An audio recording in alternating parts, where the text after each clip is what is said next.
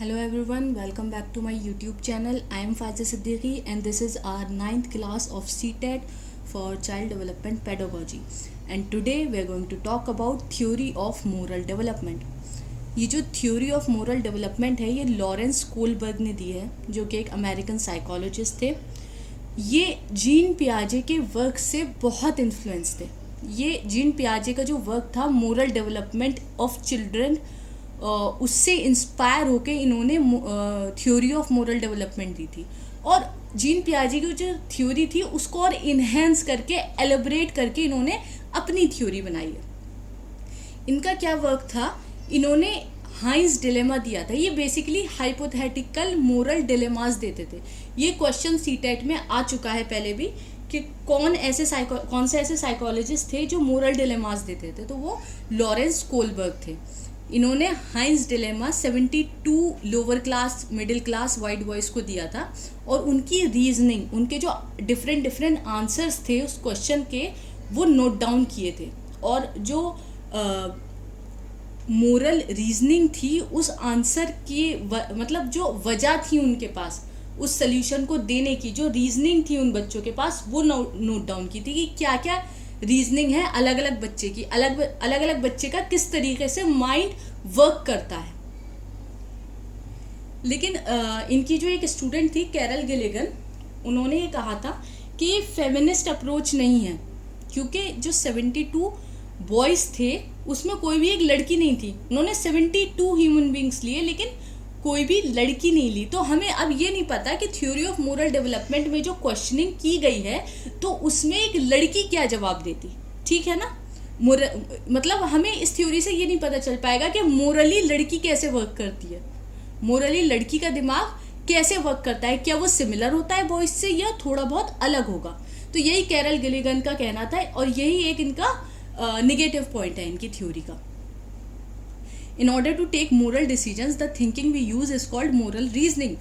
Moral reasoning किसे कहेंगे कि जो भी हम morally decide कर रहे हैं किसी चीज़ को, कोई हमारे आगे situation है और हमें morally decide करना है कि क्या सही है क्या गलत है, जो हम सोच रहे हैं उसको moral reasoning कहेंगे. जैसे अक्सर ऐसा होता है, हम जा रहे हैं कहीं सड़क पे, दो बच्चे लड़ रहे हैं, ठीक है ना, तो अब हमारा दिमाग दो तरीके का कहता है कि एक तो हम इन्हें रोक दें क्योंकि किसी के चोट लग सकती है, और दूसरा हम क्या सोचेंगे, अरे रहने दो, बेकार में हम क्यों बीच में पड़े, पता नहीं क्या वजह हो, पता नहीं हमारे चोट लग जाए या नहीं, या हमसे दुश्मनी हो जाए या नहीं. ठीक है, तो ये जो मोरल डिसीजन इंसान लेता है, ये जो सोचता है, उसे क्या कहते हैं, मोरल रीजनिंग. ठीक है, तो कोलबर्ग ने एक क्वेश्चन दिया था 72 वाइट बॉयज़ को. क्या क्वेश्चन था उनका, उसी क्वेश्चन को ये हाइंस डिलेमा कहते हैं. क्या थी हाइंस डिलेमा, उन्होंने कहा कि एक इंसान है, उसकी बीवी मर रही है, ठीक है, और एक दवा है जिससे वो बच जाएगी, लेकिन वो दवा बहुत महंगी है and he can not afford it. वो जो इंसान है, वो हस्बैंड जो है, वो उस मेडिसिन को अफोर्ड नहीं कर सकता. वो कुछ भी कर ले, वो ना इतना उधार मांग सकता है, ना इतने जल्दी इतना काम कर सकता है कि उसे इतना पैसा मिल जाए. मतलब उसने सब कुछ करके देख लिया है लेकिन उसके पास इतना पैसा नहीं हो पा रहा है. तो अब उसके पास दो चॉइस है, या तो वो अपनी बीवी को मरने दे क्योंकि उसके पास वो मेडिसिन नहीं है, या फिर वो चोरी कर ले. तो इस सिचुएशन में हस्बैंड को क्या करना चाहिए, ये थी हाइंस डिलेमा, जो कि इन्होंने 72 मिडिल क्लास बच्चों से या लोअर क्लास बच्चों से पूछी थी. और उनके जो आंसर्स थे, उनकी जो मोरल रीजनिंग थी, उसके बेसिस पर इन्होंने अपनी ये स्टेजेस, अपनी लेवल्स दिए हैं. ठीक है, there are 3 levels of moral reasoning that encompass the 6 universal stages. 3 level हैं और हर 3 लेवल में 2-2 स्टेजेस है. दैट मीन्स अगर 3 लेवल है तो 6 स्टेजेस हो गई. अब कुछ बच्चों ने इस क्वेश्चन का आंसर ये दिया कि उन्हें चोरी नहीं करनी चाहिए. जो हस्बैंड है उन्हें चोरी नहीं करनी चाहिए, चाहे उनकी बीवी मर ही क्यों ना जाए. You let her die because हम रूल्स को नहीं तोड़ सकते. ठीक है, हमें मतलब, तो ये क्या हुआ, ये क्या आ गया, ये लेवल 1 हो गया.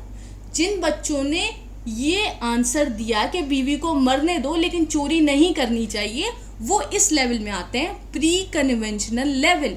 ये जो अच्छा, प्री कन्वेंशनल लेवल को डिस्ट्रीब्यूटिव रियलिज्म भी कहते हैं, इस बात को याद रखना। प्री कन्वेंशनल लेवल का दूसरा नाम क्या है? Distributive realism.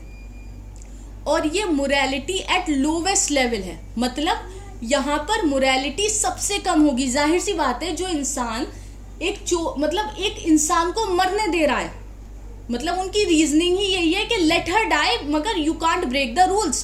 तो एक इंसान को मरने दे रहा है तो वो मोरालिटी बिल्कुल लोवेस्ट लेवल पर ही तो हो गई ना।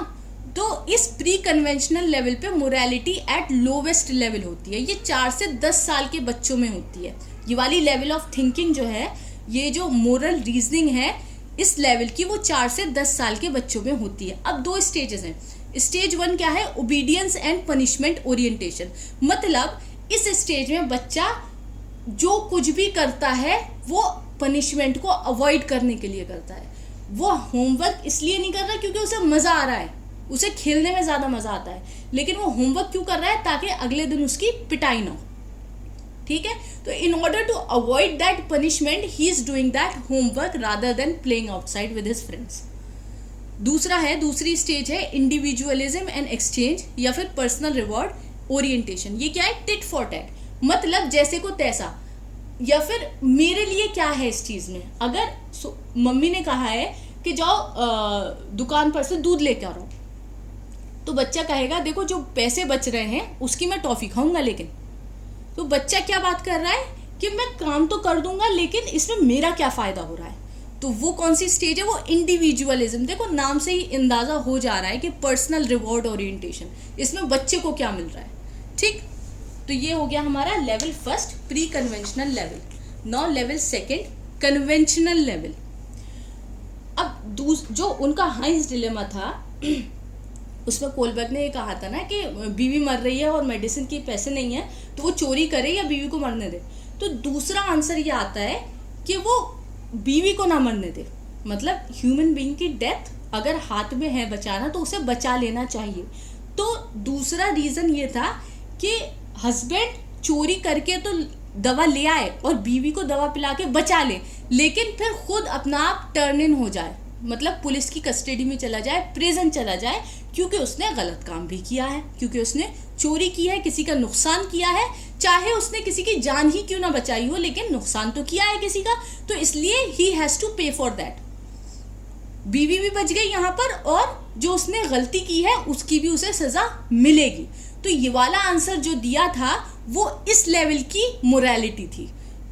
कन्वेंशनल लेवल को मोरल रियलिज्म भी कहते हैं। मतलब ये मोरल भी है, मोरालिटी भी है इसमें कि भाई बीवी की भी जान बच रही है। ये नहीं कि पहले लेवल की तरह बिल्कुल खत्म ही कर दिया कि नहीं बीवी को हम कोई बच रहा है जी रहा है वो नहीं, तुम जो है चोरी नहीं करोगे, ऐसा इसमें नहीं हो रहा। मोरालिटी भी है और रियलिज्म भी है। ठीक है, इसमें जो 10 to 13 ईयर ओल्ड बॉयज थे, जो 10 से 13 साल की जो मोरल रीजनिंग जिनमें होती है, वो कन्वेंशनल लेवल में आते हैं। इसमें जो 2 स्टेजेस हैं, स्टेज 3 इंटरपर्सनल रिलेशनशिप। इसमें क्या है, बच्चा अपना प्रेस चाहता है कि सामने वाला मेरी तारीफ करे। इस लेवल पर आके बच्चे को प्रेस का कंसेप्ट समझ में आ जाता है। उसको पता है कि अगर मैं अच्छा काम करूंगा तो मेरी तारीफ होगी, which is more important then chocolate. पहले लेवल में क्या था कि मुझे चॉकलेट मिल जाए, अगर मैं कुछ काम कर रहा हूं तो मेरे लिए क्या मिल रहा है। लेकिन लेवल 2 का जो बच्चा है उसको ये पता है कि चॉकलेट से ज्यादा इंपॉर्टेंट क्या है, अगर 4 लोग मेरी तारीफ कर रहे हैं। तो वो इंटरपर्सनल रिलेशनशिप में आता है कि मैं अच्छा हूं क्योंकि लोग मुझे अच्छा समझ रहे हैं, इसलिए मैं अच्छा बनूंगा। लोग मेरी तारीफ कर रहे हैं, मुझे अप्रूव कर रहे हैं कि ये उससे बेहतर है। ठीक, स्टेज 4 क्या है, मेंटेनिंग द सोशल ऑर्डर। मतलब rules can't be broken, law and order, morality. अब देखो कन्वेंशनल लेवल में क्या था कि वो जान बचा रहे हैं लेकिन फिर भी हस्बैंड को जेल भेज रहे हैं। मतलब मोरालिटी भी है और लॉ एंड ऑर्डर भी ब्रेक नहीं हो रहा है, वो भी पूरा एकदम लॉ एंड ऑर्डर को भी मतलब हम ब्रेक नहीं कर रहे हैं। मोरालिटी भी है और लॉ एंड ऑर्डर भी अपना साथ साथ लेकर चल रहे हैं। तो यही है कि मेंटेनिंग द सोशल ऑर्डर। आपने चाहे किसी की जान बचाने के लिए ही क्यों ना चोरी की हो, लेकिन चोरी चोरी ही होती है और आपको उस बात की सजा भुगतनी पड़ेगी। ठीक है, ये था लेवल 2। अब आते हैं लेवल 3 पर, पोस्ट कन्वेंशनल लेवल। अब देखो तीसरा आंसर जो मिला था कोलबर्ग को, वो ये मिला था कि उसको चोरी कर लेनी चाहिए, क्योंकि वरना उसकी बीवी मर जाएगी, और दवा लेके बीवी को पिला दे और बीवी की जान बचा ले। और उसको प्रिजन में भी नहीं भेजना चाहिए, क्योंकि उसने चोरी अपने फ़ायदे के लिए नहीं की थी, किसी की जान बचाने के लिए की थी। यहाँ पर ये क्या कह रहा है कि ह्यूमन लाइफ जो है वो मोर इम्पॉर्टेंट है देन द मनी, ठीक है, क्योंकि किसी की जान बचाने के लिए उसने चोरी की। जो सेल्स पर्सन था जिसके पास ये दवा थी, उसका नुकसान हुआ ना, उसके पैसे गए थे वो दवा खरीदने में, उसे पैसे मिलते जब वो बेचता। तो यहाँ पर पैसे का ही तो नुकसान हो रहा है। यहाँ इस लेवल में क्या कह रहे हैं कि the life of a human being is much more important then money. तो उसको जान भी बचा लेनी चाहिए, चोरी करनी चाहिए, और उसको सजा भी नहीं मिलनी चाहिए। जो हस्बैंड है, जब उसकी बीवी बच जाए तो वो उसके साथ खुशी से रहे। क्या फ़ायदा कि उसकी जान तो बच गई, वो खुद जेल चला गया। ठीक, तो ये जो पोस्ट कन्वेंशनल लेवल है, ये मोरालिटी ऑफ कोऑपरेशन है। यहाँ पर मोरालिटी हाईएस्ट लेवल पर है। मतलब इस लेवल के जो लोग होंगे उनके पास मोरालिटी ज़्यादा होगी। लेकिन लेवल 1 में जो था वो लॉ एंड ऑर्डर ज़्यादा ऊपर था और मोरालिटी नीचे थी कि चाहे मर जाए लेकिन आप रूल्स को ब्रेक नहीं कर सकते, लॉ एंड ऑर्डर को ब्रेक नहीं कर सकते। लेवल 1 पर लॉ एंड ऑर्डर ऊपर था, मोरालिटी नीचे थी। पोस्ट कन्वेंशनल में लेवल 3 पे मोरालिटी ऊपर है और लॉ एंड ऑर्डर नीचे है। ह्यूमन लाइफ से नीचे है लॉ एंड ऑर्डर, क्योंकि ये बात कर रहे हैं कि लॉ एंड ऑर्डर ह्यूमन के लिए ही बना है। लेकिन लेवल 2 कन्वेंशनल में वो मोरालिटी और लॉ एंड ऑर्डर दोनों साथ लेकर चल रहे हैं। ठीक है, तो लेवल 3 में अब क्या है, जो 13+ ईयर ओल्ड होंगे ना, उनके पास ये वाली मोरालिटी होगी, ये वाला लेवल होगा पोस्ट कन्वेंशनल। इसमें भी 2 स्टेजेस आ जाएंगे। स्टेज 5 सोशल कॉन्ट्रैक्ट ओरिएंटेशन, मतलब इसमें individual rights, justice, spirit of the law, जैसे महात्मा गांधी, नेल्सन मंडेला, ऐसे जो लोग रहे हैं ना जिनकी मोरालिटी हाईएस्ट पीक पर रही है, वो इस लेवल में आएंगे। स्टेज 6 क्या है, यूनिवर्सल एथिकल प्रिंसिपल, मतलब सेल्फलेस स्टेज।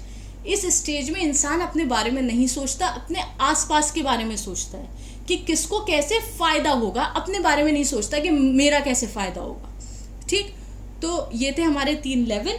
कोलबर्ग ने ये कहा है कि आप कोई एक स्टेज स्किप नहीं कर सकते। जैसे फर्स्ट स्टेज पर हैं आप और सेकंड स्किप करके थर्ड पर पहुंच जाएं, ये इम्पॉसिबल है। आपको सारी स्टेजेस से गुजरना पड़ेगा, और बहुत कम ही से ऐसा होता है जो पोस्ट कन्वेंशनल लेवल तक पहुंच पाते हैं कि बिल्कुल अपने सेल्फलेस स्टेज पर हम आ गए, हम अपने बारे में सोच ही नहीं रहे हैं, बस औरों के बारे में सोच रहे हैं, औरों के फ़ायदे के बारे में सोच रहे हैं। ठीक है, तो ये थी हमारे कोलबर्ग की moral development theory. I hope you enjoyed my video and learned something new here. And if you did, then you can like, share and subscribe to my YouTube channel. And thank you for watching.